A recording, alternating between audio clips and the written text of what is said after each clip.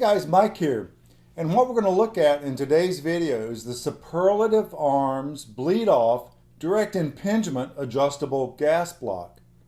Now the gas block that I have and that we'll use in this review is the 0.75 inch size and the clamp-on style.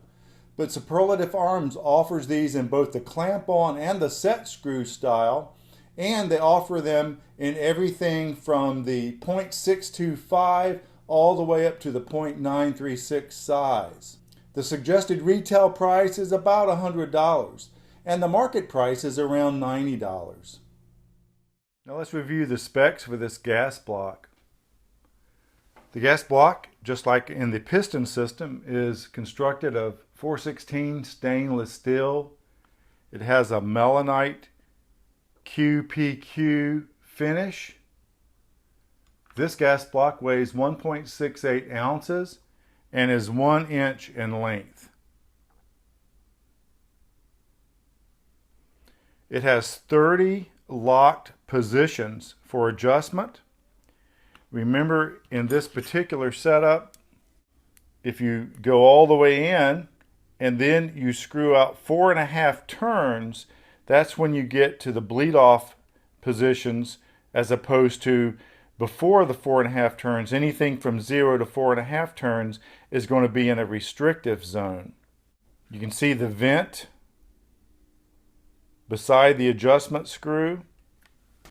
Also, the adjustment screw detent is located outside the gas block so that you have no fouling directly in the detent and spring. And also, Superlative Arms uses Inconel as the spring material. So it should be a very durable detent for the adjustment screw. The adjustment screw is removable.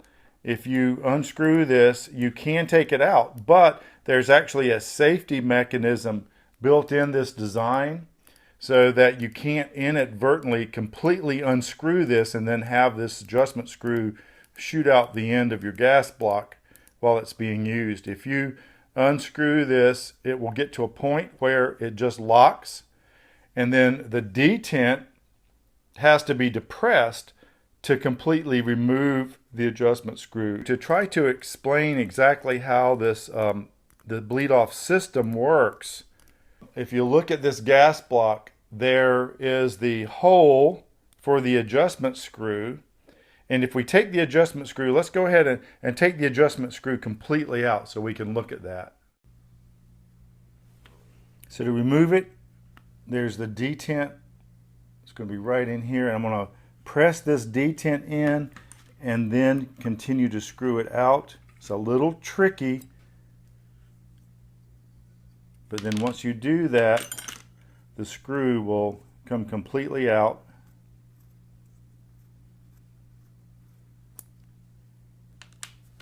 And then you can see the detent is right there. And that's what you have to depress. And so that acts as a safety to keep you from inadvertently unscrewing this to the point where it would just blow out the front. So now let's look carefully at the front of this. So you have a hole that is drilled and then threaded for the adjustment screw. Okay, and then right beside it you have a second hole that is slightly smaller in diameter, but this smaller hole does intersect with the hole, and you can see that there's a wall that is shared with these two holes, so that in effect you have a gap between these two chambers, if you will. And this is where the gas can start to leak out and bleed off. And to visualize that, I've kind of thrown together a very rough model of this. So let's just say that this represents the hole that has been drilled and threaded for the adjustment screw. And then there's a second hole that would be over here cut into the left of the primary hole. And this hole has your hole that's drilled in the bottom of the gas block that then sits on top of the gas port in the barrel. So the gases from the gas port go up to this hole. Now, if this is the adjustment screw and we put this in and tighten it all the way down, what you're going to see is that you're going to tighten it and completely cut off the gas port gas. Now, this represents the wall that is shared, and you have an opening between the bleed off space. Okay, so the space here in this left hole, the bleed off space, this hole isn't drilled as deep into the gas port, into the gas block. And so when you back this screw out 4.5 turns, what you've done is back it out so you've completely opened the gas port opening, and here you have no restriction and no bleed off. If you screw it in from the 4.5 turns out to 0, then this is the restrictive area. So just like any other typical adjustment in an adjustable gas block that uses restriction, you have the same ability to use restriction if you choose to. It's just that you'll stay within 4.5 turns out. Now, the difference is, and the patented difference between these systems is, after you get to 4.5 turns and you continue to screw the adjustment screw out, what you're going to see is now a gap starts to develop here, and now you'll start leaking a little bit of gas. So you have gas going into the operating system, and you have excess pressure being leaked out, which is then going to go forward through the exhaust port that's been cut in the gas block. And then at 4.5 turns is when you start seeing some bleed off. And then as you turn it further and further and further and further out, you'll just get more bleed off. So that I just did this to help kind of visualize how this bleed off system works. What I'd like to try to do is show what I was trying to demonstrate with that model. Now here is the adjustment screw, and I have screwed it all the way in. Okay, so it's all the way in, and when this screw is all the way in, if you look, I'm trying to see if I can shine a light on this, you'll see there's the port, and the port is completely closed with the screw. Now they say 4.5 turns, so let's do 2 turns and we'll show you what we're talking about. So now we're going to screw this 2 turns out. Okay, 1, 2 turns out, and at 2 turns out, if we shine the light, you see now that the adjustment screw has started to have a gap in it. And as we screw it out, we'll go another turn. And now you see the end of the screw. The port is almost all completely opened. And 4.5 screws, and now we have a completely open gas port. But at this point, the side port with its shared wall there hasn't been accessed. As we go beyond 4.5 turns, then the end of the screw is going to get to the point where you get that gap in that vent hole right here, and you'll see some of the gases escaping out of the front of this gas block. Now, what are the purported advantages to this gas bleed off adjustable gas block? Well, with any adjustable gas block, if you tune down the amount of gas to just what is actually needed to drive the system, then you're going to get less felt recoil, and you're going to get a cooler, cleaner operating system, because those excess gases that you don't need are either vented out of the muzzle in the event of a standard restrictive adjustable gas block, or in this situation, when you have bleed off, those excess gases are vented out of the front of the gas block. Now, when it comes to suppression, I think there really is a significant difference between using a restrictive system and using the bleed-off system. If you use a restrictive system to fine-tune the gas needed to drive your system with a suppressor on, then the excess gas, the excess pressure that's not needed to drive the system is going to be exhausted out of the muzzle and therefore into the volume of the suppressor.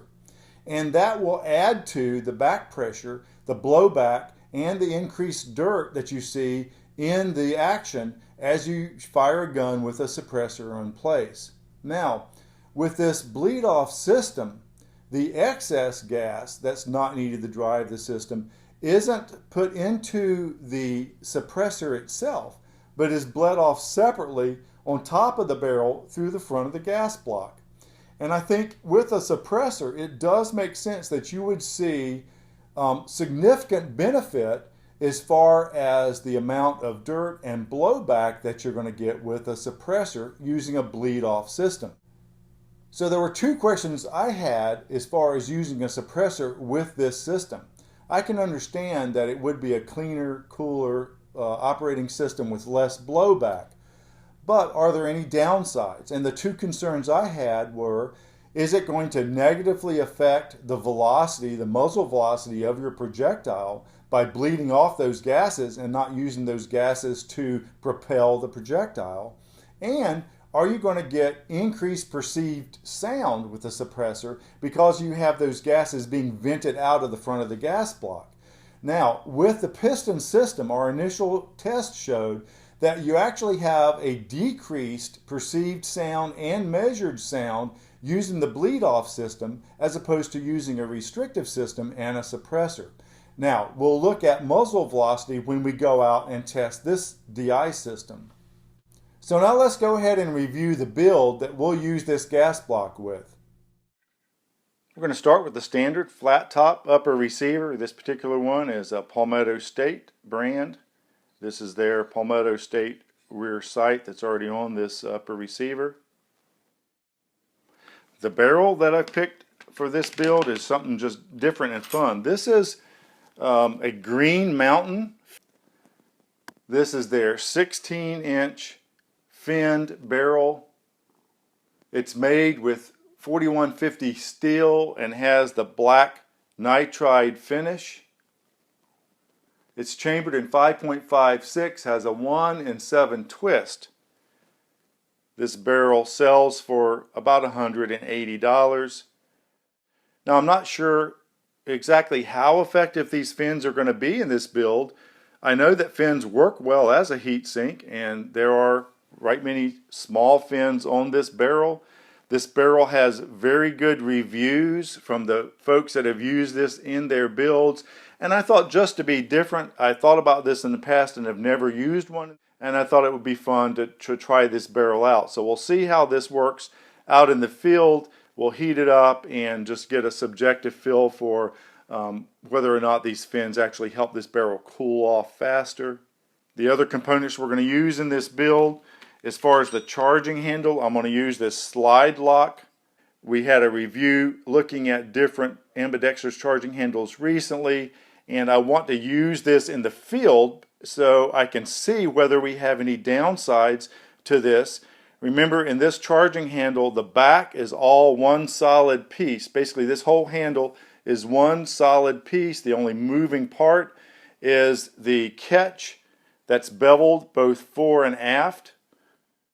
And we've heard two complaints with this. There have been some folks that said that you get a little premature wear of your upper receiver. I have seen some complaints online saying that when this charging handle is used, it actually doesn't stay in position when you're firing the gun. So I'm kind of curious to see if we have any malfunctions of this where it won't stay in a locked position while we're firing the gun. And then we'll just test it and see if we seem to be getting any undue wear on the upper receiver as well. We also are going to be using in this build this Hydra-Fire roller cam pin. I've done a review of the Hydra-Fire comparing the POF and the Hydra-Fire roller cam pins. This roller cam pin has been used in a variety of weapons now. What I'm doing is trying to get a high round count so we can assess the durability of this cam pin. The roller is in the top portion of this to decrease friction, and you can look at the review of this in particular if you want, but we'll be using this there again to make sure that we have an assessment of the durability of this in the future for a future video report. We'll use a melanite treated stainless steel gas tube, and I'm going to use the UTG Pro handguard. This is a fairly inexpensive, well-made, low-profile key mod handguard. So we'll be using this in our build. So let's go ahead now and do our build. We'll just kind of briefly show you the steps as we go along and put this upper receiver together.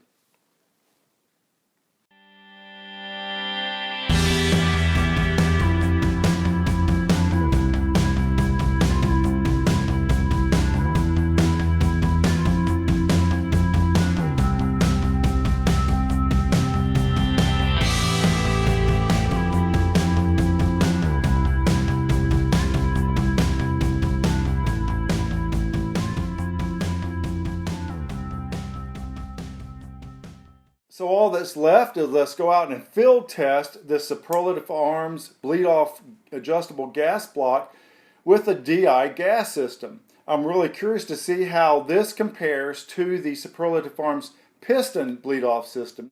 And I think we've shown how you can use this Superlative Arms gas block both in restriction, if it's less than 4.5 turns, and in the designed bleed-off system. And we'll look at muzzle velocity, we'll look at sound suppression, and we'll look at muzzle velocity with the suppressor in place to see what kind of effects we get with bleed off versus the typical restrictive flow that you see in most adjustable gas blocks. I hope you found the information useful. Stay tuned for the field test. If you have any questions or comments, please post those and I'll try to respond to those in a timely fashion. Thanks for watching, and we'll see you next time.